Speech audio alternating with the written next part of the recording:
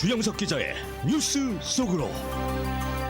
뉴스 속으로는 예방과 치료의학도 최고, 리퍼도 최고, 시니어 어르신들에게 서울 메디칼 그룹이 최고, 서울 메디칼 그룹 제공입니다. 이 높은 기준 금리에도 불구하고 미국 경제가 계속해서 탄탄하고 좋은 모습을 보이자 고금리가 미국 경제 호황을 견인하고 있다라는 분석까지 나오고 있습니다.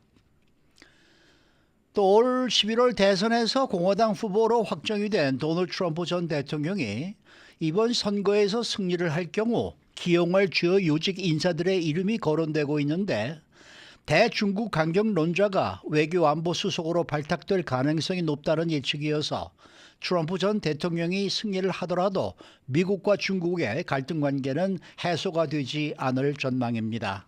주영석 기자. 안녕하십니까. 최근에 이 고금리가 호황을 견인하고 있다라는 또 특이한 주장이 나오고 있네요. 네, 그렇습니다. 월가 일각에서 이제 그런 주장이 나오고 있는데요. 연방준비제도의 고금리 정책이 경제 호황을 이끌고 있는 견인차 역할을 하고 있다는 그런 주장입니다. 그러니까 이건 사실 기존 통화 정책이나 경제 정책의 어떤 일반적인 흐름과는 좀 반대되는 주장이어서 관심이 모아지고 있는데요. 아시다시피 고금리, 그 금리가 높을 때는 그 대출 이자가 높아져서 그 대출이 줄어들죠.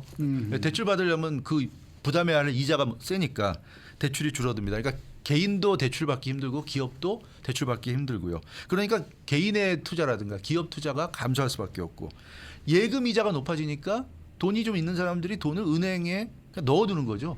예금 이자 받아 먹으려고. 예. 그러니까 그 얘기 뭡니까? 돈이 시중에 안 돈다는 얘기예요. 예. 돈을 은행에 넣어두고 쓰지 않고. 그래서 고금리는 통화 긴축으로 이어지고 경기 둔화로 이어지고 경기 침체로 이어진다. 이게 뭐 경제의 그 아주 기본적인 뭐 그렇죠. 상식이죠. 네. 틀이라고 볼 수 있는데 이 고금리가 호황을 견인한다는 주장은 어떻게 보면 경제 상식을 조금 벗어나는 그런 주장이기 때문에 좀 관심이 모아지고 있습니다. 그러면은 고금리가 호황을 견인하고 있다라는 주장이 나온 근거가 있을 거잖아요. 그렇죠. 네. 네. 그 근거를 가장 어떻게 보면 잘 제시한 분이 그 그린라이트 캐피털의 회장 데이비드 아인혼입니다. 이 헤지 펀드의 전설로 불리는 인물인데 이분이 그 고금리가 호황을 견인하고 있다는 주장을 주장하는 사람들의 어떤 대표격인 인물입니다. 이게 지금 현재 기준금리가 5.25에서 5.5% 사이잖아요. 그러니까 불과 얼마 전만 해도 뭐 한 2년 전만 해도 제로금리였는데 이게 지금 벌써 5.25에서 5.5%까지 상승했습니다. 그런데 이렇게 되다 보니까 금리가 5.5%까지 오르다 보니까 채권 투자, 예금 등으로 인한 이자 수익이 증가합니다. 그렇죠. 이자 수익은 분명히 증가하죠. 금리가 올라가니까. 그래서 이 미국인 가처분 소득이 증가한다는 겁니다. 그래서 그 가처분 소득이 증가함으로써 소비가 확대된다. 그게 이 데이비드 아이논 회장 논리의 핵심인데 가처분 소득이라는 게 그거죠. 개인 소득 중에서 소비와 저축을 자유롭게 할 수 있는 돈을 가처분 소득이라고 합니다. 그러니까 월급에서 고정 비용, 주택 렌트비라든가 뭐 자동차 렌트, 자동차 뭐 페이먼이라든가 그런 고정 비용 빼고 내가 써도 되는 돈, 그게 이제 가처분 소득인데 예금 등을 통해서 이자가 늘어나니까 가처분 소득이 늘어난다는 얘기예요. 월급이 그대로라 하더라도. 그래서 이 월급에서 고정 비용으로 나갈 돈을 제외하고 쓸 수 있는 돈이 예전보다 오히려 더 늘어났다. 그러니까 그 늘어난 만큼 어떻게 되냐? 소비가 더 늘어난다는 얘기입니다. 그래서 그 지금 말씀드렸던 그 이자 수익이 증가하고 가처분 소득이 증가하고 소비가 확대되고 이런 요인이 합쳐지면서 호황으로 연결된다. 그러니까 고금리가 반드시 불황으로 가는 게 아니라 지금 미국 경제에서는 고금리가 오히려 호황을 이끌고 있다. 이런 이런 설명이 되겠습니다. 근데 그 고금리가 호황을 이끄는 구체적인 액수까지 분석을 했다면서요. 네. 그래서 이 데이비드 아이논 회장이 좀 대단한데 구체적 액수까지 제시했습니다. 현재 미국 가계가 그러니까 미국 전체의 그 일반 가정에서 단기 이자를 얻을 수 있는 자산이 13조 달러라고 그럽니다. 13조 달러. 그래서 13조 달러 자산에서 연간 4천억 달러에 달하는 이자 수익이 지금 나고 있는 것으로 추산을 하고 있어요. 이건 그러니까 모든 미국인들의 가계 자산을 다 합친 거죠. 합친 게 이 정도니까 어찌됐건 그 3억 명 미국인들의 그 연간 수익이 그 자산에서 나오는 이자 수익이 4천억 달러. 이 돈으로 뭐 소비도 하고 쇼핑도 하고 뭐 그렇다는 얘기입니다. 그렇기 때문에 지금 미국 경제가 예상 밖의 호황을 누리고 있다는 그런 분석이 되겠습니다. 그러면은 고금리가 호황을 견인하고 있다라는 이 주장에 대해서 경제계에서의 의견은 어떻습니까? 네, 경제계에서는 사실 이제 의견이 분분해요. 엇갈리고 네. 있습니다. 데이비드 아인혼 회장 주장에 대해서 기존 경제 상식으로는 이해할 수 없는 궤변에 가깝다 하는 지적도 많고요. 하지만 실제 현실에서 아인혼 회장의 주장과 같은 현상이 나타나고 있다고 인정하고 그 주장에 공감하고 또 동조하는 사람들도 있습니다.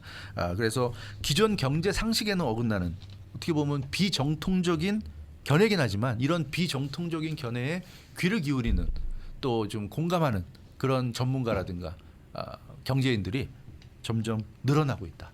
이렇게 지금 분석이 되고 있습니다. 근데 지금 미국의 경제 상황을 보면 말이죠. 네. 이 고금리가 경기 위축을 불러온다라는 좀 오랜 상식이 좀 깨지고 네. 있다. 이런 신호가 좀 보이는 것 같기도 네, 해요. 맞아요. 그런 신호가 보이고 있습니다. 그래서 그 일부 전문가들은 고금리가 경제에 미치는 악영향이 과거보다는 작아졌다. 그런 점을 좀 인정을 하고 있어요. 그러니까 기준금리가 지금 5.25에서 5.5%에 올라서 계속 지금 유지가 되고 있는데 이게 지금 23년 만에 최고 수준입니다. 최고 수준이에요. 2022년에는 0%였는데 불과 2년여 만에 급격한 증가세를 이뤘는데 경제학 교과서에 따르면 금리가 오르면 투자와 소비가 줄어들고 경제가 위축돼야 되는데 그렇지만 오히려 미국 경제 상황은 고금리가 되고 나서 더욱 좋아지고 있는 것으로 이렇게 지금 분석이 되고 있습니다. 그래서 연준이 금리 인상 시작할 당시에 GDP 성장률이 직전 두 개 분기 평균 2.5%였는데 지금 고금리 상황에서 GDP 성장률이 직전 두 개 분기 평균 4.2%예요. 그러니까 고금리가 되고 나서 GDP 성장률이 훨씬 더 올라간 겁니다. 그래서 이거는 수치가 이렇게 증명을 하고 있어요. 고금리가 됐는데 더 많이 돈이 돌고 있고 소비가 되고 있다. 그러니까 실업률이 제로금리 때나 고금리 때나 실업률은 3.8% 흔들림이 없다. 그러니까 뭐 제로금리건 고금리건 실업률은 똑같고요. 기업이익이 3조 달러에서 3조 4천억 달러. 오히려 제로금리 때보다 지금 5.5%일 때 4천억 달러 정도가 더 늘어났어요. 이건 아마 그 이자 때문에 그런 것 같은데 그만큼 이 고금리가 이렇게 역으로 오히려 도움을 주고 있는 그런 부분도 있고 S&P 500 지수도 4,300선이었는데 제로금리 때 지금 5.5일 때 5,000선까지 오히려 S&P 500 지수도 더 오른 그런 상황입니다. 물론 이게 지금 뭐 앞으로의 경제 성장률 예측에서 지금 1%대 굉장히 낮은 지금 예측이 나오고 있고 뭐 앞으로 좀 불안하다 이런 얘기도 있지만 어찌 됐건 그러나 지금 현재 미국 경제는 고금리를 오히려 기회로 삼아서 고금리에 또 돈을 벌 수 있는 방법들을 또 사람들 또 기업들이 찾아서 또 그 방법을 활용해서 지금 소득을 높이면서 그걸로 소비도 하고 있고 뭐 이런 지금 상황인 것 같아요. 근데 이게 과연 앞으로도 계속 고금리 이어질지 그건 또 두고 봐야 되는 문제인 것 사실 같습니다. 뭐 지금 이렇게 우리가 생각을 해보면 좀 비정상적인 네. 지금 그렇죠. 상황 아니겠습니까? 맞습니다. 예. 돈이 돈을 버는 현상이 계속 이어지고 있는 거잖아요. 네. 은행에 이렇게 많은 예금을 넣어놓고 네. 이자 수익을 많이 걷어들일 수 있는 사람들에게는 굉장히 반가운 맞아요. 소식이지만 그렇죠. 매달 페이먼에 버거운 맞아요. 분들은 그건 힘들죠. 남의 나라 네. 이야기가 그렇죠. 돼버리는 네, 거예요. 맞아요. 네. 그 요새 이런 경제 얘기를 들어보면 꼭 네. 남의 나라 얘기를 듣는 것 같아가지고 말이죠. 그렇죠. 우리 안 너무 났어요, 서럽습니다. 이거. 네. 결국 그 남의 나라가 미국입니다. 맞아요. 남의 네. 나라가 미국인데 미국이 어떻게 이렇게 좋을 그러니까요. 수가 네, 있을까? 네. 근데 그런 생각이 좀 들기도 해요. 자, 다음은 도널드 네. 트럼프 전 대통령 관련 소식인데요. 11월 대통령 선거에서 만약에 도널드 트럼프 전 대통령이 승리를 하게 되면 누구를 네. 제2기 정부에서 기용을 할까 벌써부터 하마평이 무성하다고 그렇죠. 합니다. 뭐 조 바이든 대통령은 어차피 지금 집권자니까 네. 뭐 이기면 당연히 지금 멤버들이 거의 그대로 갈 거고요. 네. 그러니까 이제 도전자가 만약에 이길 경우에 어떨 거냐 네. 거기에 지금 관심인데 벌써부터 함어평이 나오고 있어요. 근데 이게 트럼프 캠프에서 나오는 게 아니라 언론사도 보도 내용입니다. 먼저 인터넷 언론 악시오스 보도를 보면 국무부 장관 후보 리차드 그레넬 전 독일 주재 미국 대사가 물망에 오르고 있고 로버트 오브라이언 전 백악관 국가안보보좌관, 존 레클리프 전 국가정보국 D&I 국장, 제라드 쿠시너 맞사위죠. 뭐 이런 인물들이 국무부 장관 후보라고 악시오스는 전하고 있고요. 국방부 장관 후보로는 로버트 오브라이언 전 백악관 국가안보보좌관, 팀 코튼 연방상원의원, 아칸소의 연방상원의원이죠. 그리고 크리스토퍼 밀러 전 국방부 장관 직무대행, 존 레클리프 전 국가정보국 국장 이런 인물들입니다. 그리고 백악관 국가안보보좌관, 북한 문제라든가 러시아 문제 상당히 중요하죠. 국가안보보좌관의 리차드 그레넬 전 독일 주재 미국 대사, 엘브리지 콜비 전 국방부 부차관보, 빌 해거티 테네시주의 연방상원의원, 로버트 오브라이언 전 국가안보보좌관 이런 인물들이 거론이 되고 있습니다. 근데 보면은 몇몇 인물들은 뭐 이 하마평이 좀 겹치고 있는 것 같아요. 네. 그만큼 트럼프 전 대통령이 신임이 두텁다 이렇게 생각을 해야 되나? 맞아요. 눈치 빠르신 분들은 이름 들으시면서 앞에서 불렀던 이름이 또 나오네 이런 느낌이 네. 있을 텐데 맞아요. 몇몇 인물들은 중요한 요직에 ገብ쳐서 지금 후보에 오르고 있습니다. 대표적으로 로버트 오브라이언 오브라이언. 예, 네. 전 백악관 국가안보 보좌관이 지금 국무부 장관 후보, 국방부 장관 후보, 국가안보 보좌관 후보 모두 후보에 올랐어요. 그래서 이변이 없는 아마 이 로버트 오브라이언은 트럼프 전 대통령이 승리하면 분명히 한 자리 할 것 같습니다. 요직에 올라갈 것 같고요. 리차드 그레널 전 독일 주재 미국 대사도 국무부 장관, 국가안보 보좌관 후보에 있고 이 리차드 그레널 전 독일 주재 미국 대사도 요직에 올라갈 가능성이 대단히 높은 인물로 꼽히고 있습니다.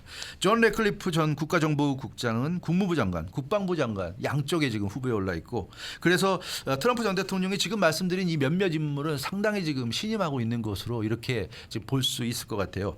물론 지금 현재 11월 선거에서 승리할 수 있을지 없을지도 알 수 없습니다. 뭐 최근 여론조사에서 조 바이든 대통령이 다시 앞서고 있다는 그런 지금 여론조사 결과도 나오고 있고 그 경합주도 예측하기 어려운 초접전인 것으로 지금 나오기 때문에 누가 이길지 알 수 없는데 어찌됐건 하마평이 지금 나오고 있고요. 이게 11월 선거에서 트럼프 전 대통령이 이기면 모르겠는데 진다면 이게 굉장한 속된 말로 설레발이다 하는 얘기가 나올 수도 있을 것 같습니다. 어찌됐건 지금 그러나 어쨌든 트럼프 대통령이 승리할 가능성 뭐 반반이라고 친다면 이 로버트 오브라이언, 리차드 그레널, 뭐 존 레클리프 이런 사람들은 우리가 이름을 좀 기억해둘 필요가 있겠다. 앞으로 트럼프 만약에 전 대통령이 집권한다면 4년 동안 지금 말씀드린 이 인물들이 미국 정책을 주도할 가능성이 높다. 이렇게 말씀드릴 수 있습니다. 그 가운데서도 트럼프 전 대통령이 각별히 신임하는 네. 사람이 따로 있다면서요? 예, 바로 그 인물이 예. 지금 말씀드린 인물 중에서도 리차드 그레널 전 독일 대사입니다. 전 독일 주재 미국 대사인데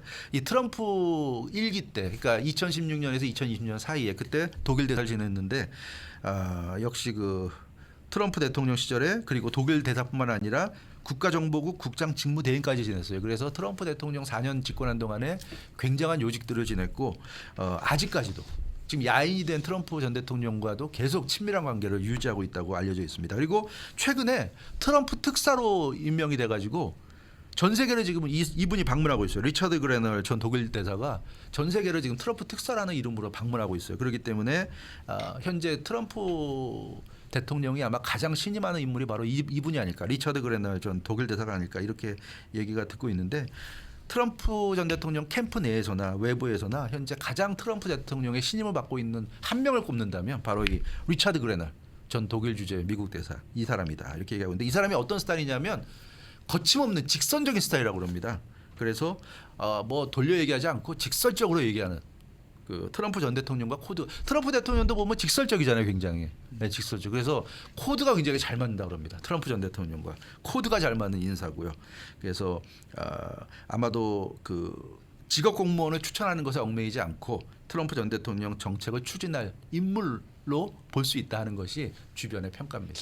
트럼프 대통령은 직설적인 걸 좋아하지만은 자기한테 직설적으로 얘기하면 그거 가만히 있을까 잘 모르겠네요. 근데 중국의 강경한 입장을 나타내는 주위 인사들도 꽤 있어요. 꽤 있어요. 네. 그 앞서 말씀드린 엘브리지 콜비 전 국방부 부차관보 지금 국가안보 보좌관 후보로 거론되는데 이분이 대표적인 대중국 강경파고요. 방금 전에 말씀드렸던 리차드 그레넬 전 독일 주재 미국 대사도 그 중국에 대해서는 기본적으로 이제 그 강경한 입장입니다. 또 빌 해거티 테네시주 연방상원의원 국가안보 보좌관 후보인데 이분도 역시 강경파고 그래서 주변 사람들이 중요한 요직에 기용될 것으로 지금 전망되는 사람들이 다 대중국 강경파입니다. 네, 그렇기 때문에 트럼프 전 대통령이 만약에 11월 대선에서 승리한다 하더라도 지금의 어떤 미국과 중국 관계가 좀 해소되기는 어렵지 않을까 이런 예상이고 특히 엘브리지 콜비 전 국방부 부차관보 국가안보 보좌관의 아주 유력한 후보인데 이 사람이 수년째 미국이 대중국 압박에 집중해야 한다고 주장하고 있는 그런 인물입니다. 그래서 이 사람이 아주 강경파 중에서도 강경파라고 할 수 있는데 세계 질서에 대한 중국의 도전에 단호하게 대처해야 된다. 그리고 중국의 군사력 증강에 대해서도 아주 미국이 세게 대응해야 된다는 그런 입장을 고수하고 있는 그런 인물입니다. 대신에 이 사람의 특징이 뭐냐면 중국 문제에서는 강하게 개입해야 되지만 중국 이외의 다른 나라들 문제는 개입을 최소화하자. 이게 이 사람의 주장이에요. 그래서 아주 좀 특이한 인물입니다. 그러니까 중국 이외의 지역에서는 미국이 나설 필요가 없다. 중국 문제만 나서면 된다. 이게 이제 이 사람의 지론입니다. 근데 트럼프 캠프 내에서 이런 주장이 벌써 수용이 되고 있다고 그래요. 그래서 이 엘브리지 콜비의 영향력이 벌써 강하게 미치고 있는 상황이고 제이디 벤스 오하이오 연방상원의원 이분이 그 부통령 후보로 지금 거론되고 있는데 이 사람도 최근 자주 이 엘브리지 콜비 발언을 인용할 정도여서 트럼프 진영 내에서는 이 대중국 강경 노선이 지금 기세를 올리고 있다. 이렇게 말씀드릴 수 있겠는데 이런 걸 보면 트럼프 대통령이 집권한다 하더라도 대중국 강경 기조는 미국 정부의 그런 입장은 좀 바뀌기 어렵지 않을까 그런 생각이 듭니다. 네, 수고 많으셨습니다. 주영석 기자였습니다. 뉴스 속으로는 예방과 치료의학도 최고, 리퍼도 최고, 서울 메디칼 그룹 제공이었습니다.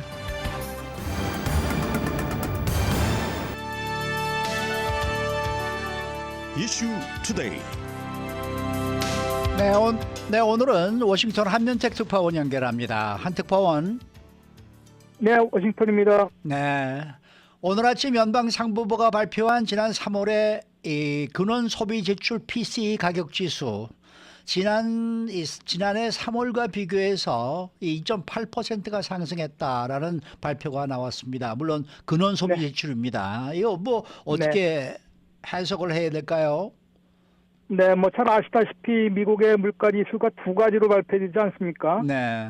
이제 연방 노동부에서 발표하는 거는 CPI인데 이게 대도시 200개 품목을 평균하는 그런 물가고요. 네. 그러니까 정치권이나 우리 일반 국민들은 도시 지역에 사는 분들이 많으니까 아무래도 체감 물가 지수로는 CPI를 더 많이 볼 텐데 오늘 발표된 거는 PCE 물가입니다. PCE는 전국에 있는 소비자들이 개인 소비자들이 실제 물건을 사면서 지출한 물가이기 때문에 연준이 더 선호한다고 하는 건데 그렇죠. PCE 물가나 CPI 물가나 또 이것도 둘로 나누는데 이제 변동이 심한 식품과 에너지 가격을 제외한 게 지금 말씀하신 근원 코 PC 근원 개인 소비 지출 물가 지수입니다. 네네네. 그런데 이게 둘 다 뭐 그렇게 큰 차이 나는 것 같지는 않습니다만은 요즘 추세가 그렇게 좋지가 않습니다. 그러다 보니까 오늘도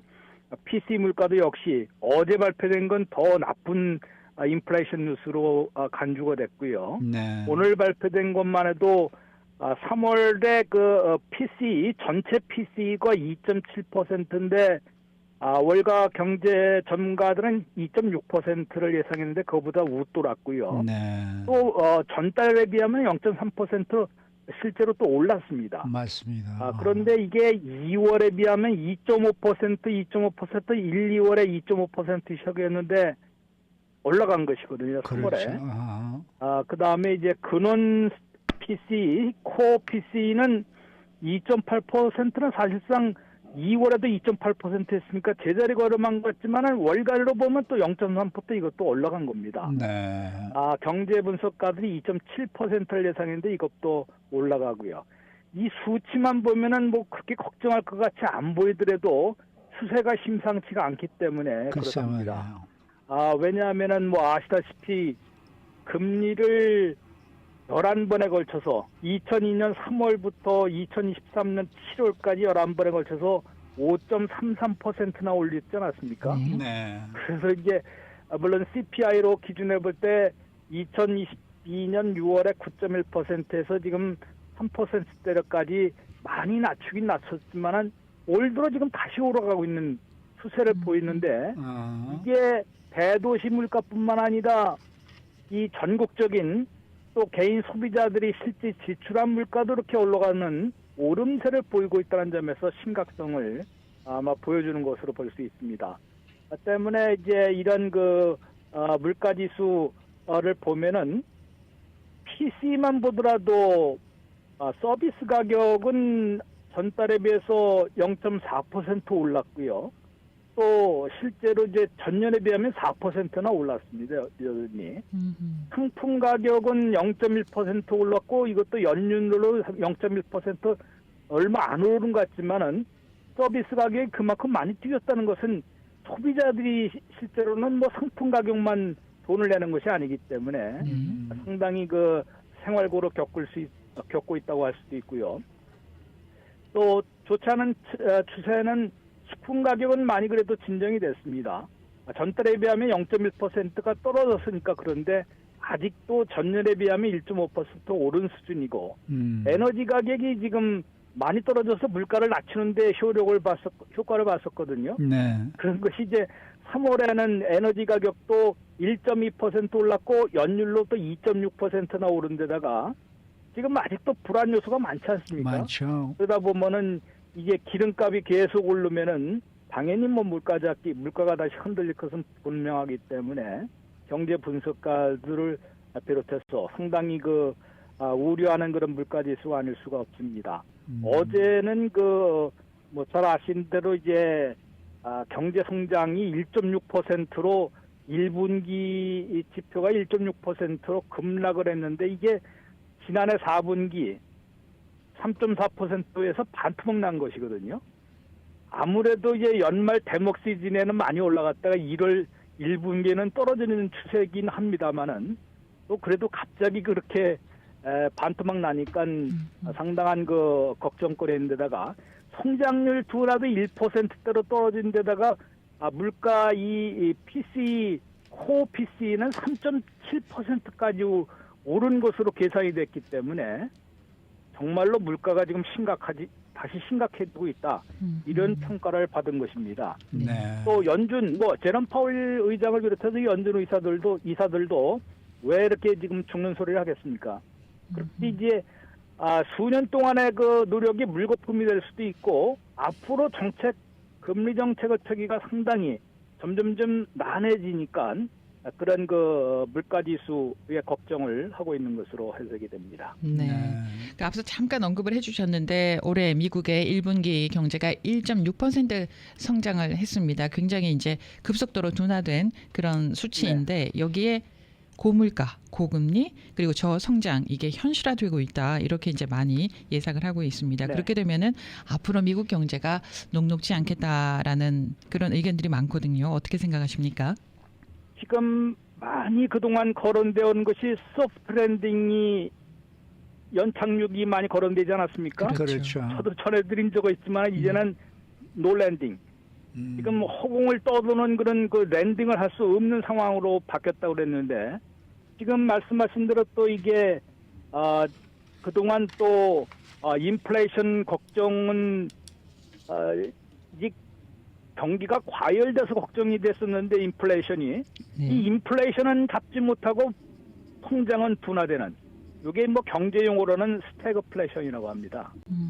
그러다 보니까 지금 인플레이션 대신에 스태그플레이션 달리 말해서 고물가는 계속되면서 성장은 낮아지는 상당히 안 좋은 거 아니겠습니까? 네. 암만 많이 벌어도 물가 때문에 실제 성장이 실제 소득이나 성장이 다 나가는 것이기 때문에 그렇습니다. 여기에다가 이제 지금 오늘 PC 물가 어제 지표도 그렇고 오늘 지표도 그렇고 연준이 이렇게 해갖고 어떻게 금리를 내릴 수 있겠습니까?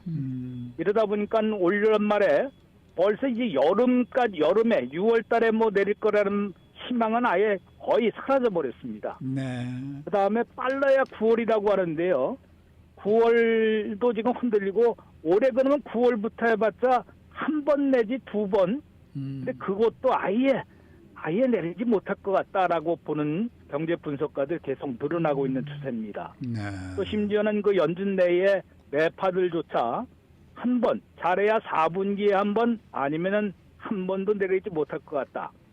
심지어는 비둘기파, 중도파라고 하는 제롬 파월 의장도 심각성을 인정하기 시작했거든요. 네. 이런 것으로 볼 때는 금리 인하가 거의 희망, 올해 안에 0.25포인트씩 3번, 0.75포인트나 내릴 것이라는 금리 인하 희망은 거의 점점점 사라지고 있다라는 게 거의 중론으로 굳어지고 있는 것 같습니다. 그러면 말씀하신 대로 물가는 3%대 후반의 고물가가 계속됩니다.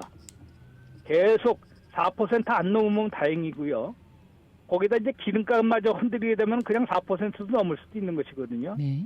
이러다 보니까 연준 목표가 2% 인상이 연준 목표입니다. 그런데 2%는커녕 지금 그거보다 2배로 가까이 지금 높아지고 있는 상황이기 때문에 상당히 어려운데, 그러면은 물가를 잡기 위해서 금리를 내려야 하는데 이렇게 이제 금리를 조정해야 되는데 그거를 내릴 수가 없으니까 5% 중반에 지금 현재 금리가 5.25 내지 5.50%거든요. 네. 이게 적어도 올해 내내 계속될 수도 있다. 그러면은 고물가 고금리의 이중고는 서민들의 이중고는 계속된다는 것이 점점점 그렇게 굳어지고 있는 추세라고 할 수 있고요.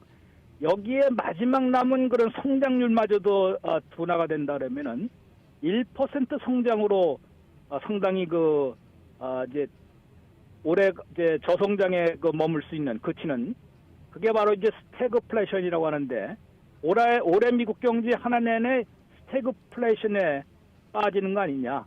그럼 말은 불경기는 아닌데 아직도 이제 불경기 가능성은 좀 상당히 낮은 편입니다만은 말만 불경기가 아닐지 오히려 더 괴로운 고통스러운 그런 시간을 보내야 되지 않을까라는 우려가 점차 높아지고 있는 것 같습니다. 물론 이거는 옆에 대외 요건을 거의 반영하지 않고서도 이런데, 다른 중동 사태가 악화라든가 또 이런 공급망 차질 같은 것이 벌어진다 그러면은 상당히 좀 어려운 상황이 더 촉발될 수도 있고요. 지금 금리 추세를 추적하고 있는 사람들의 CME 그룹이라는 데가 대표적인데요. 여기 있는 투자자들이 예상한 걸 볼 때는 7월 31일까지는 5월 1일, 6월 12일, 7월 31일 앞으로 세 번의 금리 때 이제 회의 때까지는 연준이 금리를 동결할 가능성을 다 내다보고 있습니다. 네. 5월 1일에는 금리 동결 가능성이 97%, 그 다음에 6월 12일은 88.6%, 7월 31일은 66.6%니까 거의 기정사실화되는 거 아니겠습니까? 네. 그 다음에 이제 9월 18일에나 조금 박빙으로 돌아섰는데요. 인하가 44.9%로 약간 많아서 9월에 한번 9월로 이렇게 미뤘다는 얘기가 이래서 나오는 겁니다. 그런데 동결 가능성도 40%라 되니까 아주 박빙으로 네. 9월도 확실하지 못하는 상황이고요. 그러면 9월에 내리면 11월은 건널뛸 가능성이 또 있습니다. 네. 그럼 12월에도 잘만 하면은 또 한 번 더 내릴 수는 있지만은 또 그냥 9월로 끝낼 수도 있고, 또한 일부 매파의 주장처럼 미니애폴리스 연방은행장은 올해 이런 추세라면 한 번도 못 내릴 거라고 얘기하거든요. 그걸 공언하고 있기 때문에 연준 매파들의 주장이 그대로 목소리를 높일 정도니까, 아무튼 이런 수치가 중요한 것보다도 당연히 이제 추세에 상당히 우려되는 것이 이 3%대 후반의 고물가, 5% 중반의 고금리의 이중고에다가 이제는 통장이 그래도 2%는 넘어야지만 좀 됐었는데 지금 1%대로 주저앉는다 그러면은 네. 저성장, 그래서 인플레이션 압박보다는 이제 스태그플레이션에 시달리는 그런 시대를 맞지나 않을까라는 그런 걱정이 앞서고 있습니다. 알겠습니다. 오늘 말씀 잘 들었습니다. 네, 고맙습니다. 네, 워싱턴 한면택 특파원이었습니다.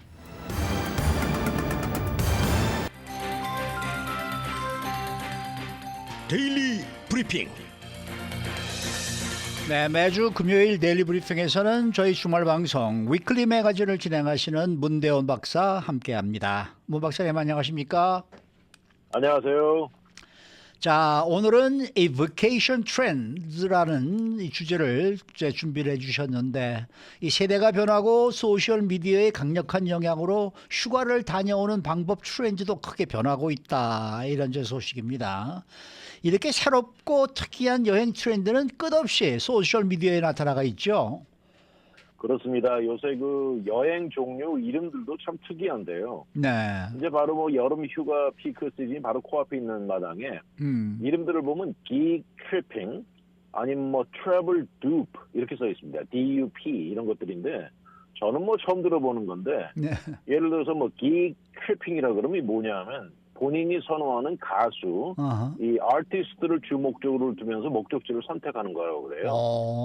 근데 이런 콘서트 티켓이 미국에서 굉장히 비싸고 힘들어서 돈 절약하는 차원의 이런 것도 여행도 같이 떠나면서 그곳을 직접 가는 겁니다.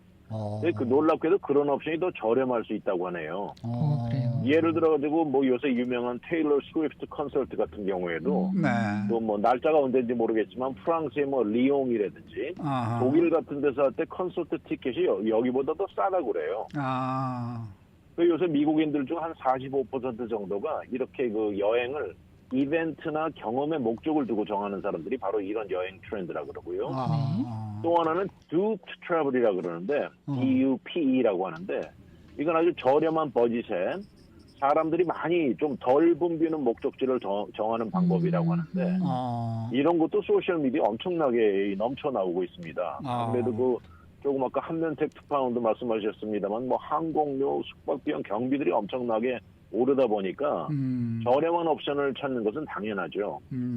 그래가지고 태국 멋있는 해변 대신 필리핀을 간다든지 그리스 대신 무슨 터키를 간다든지 뭐 이태리 대신 포르투갈 그 유명한 그리스 섬 있지 않습니까? 산토리니 뭐 미코노스 유명한데 이런 거보다 약간 좀 작고 덜 알려진 섬을 방문하는 이런 방법을 하는 이 여행 방법이라고 하네요. 자, 그런데요. 허쉬 트립이라는 것도 있더라고요. 허쉬 트립이라는 게 뭐예요?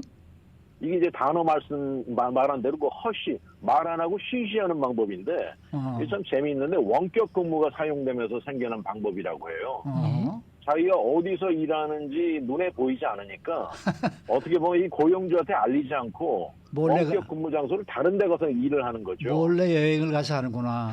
네, 어디든 가가지고 로그인하고 일할 수 있다는 점을 이용해가지고 뭐 어디 뭐 집에서 좀 떨어진 비치하우스에 가서 일을 하면서 여행을 한다든지 뭐 하다못해 커피숍, 뭐 호텔, 어떤 사람은 바하마스에 가가지고 원격으로 근무하는 것 있다고 하는데 또 이 아주 뭐 이쪽 IP 쪽으로 뛰어난 사람들은 자기 그 있는 IP 애드레스나 로케이션도 나타나지 않게 하고 이런 데 가서 일을 해. 그래서 이제 허쉬 트립이라고 하네요. 그런 사람들은 이 컴퓨터를 들고 밖에 나가서 한번 저 풍경을 비춰봐 이렇게 해야 되겠네. 그러게요. 네. 근데 그 중에 또 슬립케이션이라는 게 가장 특이하다는데 이건 또 어떤 방법이에요? 말씀 그대로 이 슬립 베케이션을 어떻게 줄여서 슬립케이션이라고 하는데 베케이션에 떠나는 주 목적이 잠자러 떠나는 겁니다. 잠자러? 충분한 숙면을 취하기 위해서 주 목적인 휴가가 되는데 정말 우리가 보통 생각하는 휴가와 어떻게 보면 좀 반대 방향으로 가는 건데 근데 이 굉장히 인기가 높다고 그래요. 그래서 이 간단하게는 본인이 사는 이 도시 내에 이렇게 찾아보면 스페셜 슬립 패키지를 갖춘 호텔들이 있다고 그래요. 그래요? 거기 체크인데 들어가서 특수 침대를 아주 좋다 그러는데 그리고 안심시켜주는 이런 음이 나오고 숙면에 도움을 주는 것들이 갖춰져 있다고 그래요. 그런가 하면 최첨단도 있습니다. 요새는 아주 뭐 풀 슬립 리트리트 옵션도 있어가지고 그곳에 가면 이 전문가들이 대기하고 있으면서 그 신체적으로나 정신적으로 웰빙 가이드를 해주고 이곳에서 이제 기간이 다 끝나고 떠날 때는 완전히 새로워져가지고 리프레시 돼서 떠난다 그러는데 정말로 실제로 미국인들이 상당수가 다음 휴가를 가면 그 여행의 우선순위는 슬리핑에 두겠다는 사람은 절반 정도 되는데 이런 사람들은 오히려 쇼핑이나 뭐 이런 거 구경보다도 잠을 자겠다는 말하는 사람들이에요. 집에서 충분히 수면을 취할 수 있는 환경이 못 되나 봅니다. 현대인 중에 솔직히 7시간, 9시간 매일 자는 사람이 많지 않습니까? 그래서 그런지 요새 인기가 높아지고 있다네요. 저는 근데 잠자러 돈 주고 어디 가서 버케이션을 떠나서 잠자러 간다 그러면은 저는 안 갈 거예요. 저도요. 네? 가서 뭘 눈 뜨고 뭘 볼 생각을 해야지. 그렇죠. 눈 감고 잘 생각을 하러 여행을 떠난다는 거는 좀 이상하지 않습니까? 그럼요. 그것도 내 돈 써가면서. 그러니까요. 저의 침실을 그 돈을 들여서 저의 침실을 정말 더 안락하고 편안하게 저는 바꾸고 싶습니다. 네. 네. 자, 그러다 보니까 호텔이나 리조트들도 뭔가 좀 새로운 아이디어를 좀 많이 내야 될 듯 합니다. 그래야지 좀 비즈니스가 더 좋아지지 않겠습니까?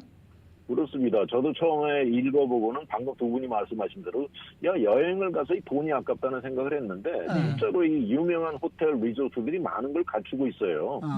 이 말리부 비치 인 같은 데는 그 스윗 중에 2개를 아주 슬립 스윗으로 마련해 놓고 있고요. 하와이의 포신스 리조트에서도 80분짜리 스윗 드링 마사지 트리트먼을 갖추고 있고 이 버진 호텔 달라스에서 모든 방은 완전히 빛을 차단하는 깜깜한 커튼을 설치하고 취침에 도움을 주는 이 다양한 것들을 갖추고 필러, 벽에 메뉴까지 갖추고 있습니다.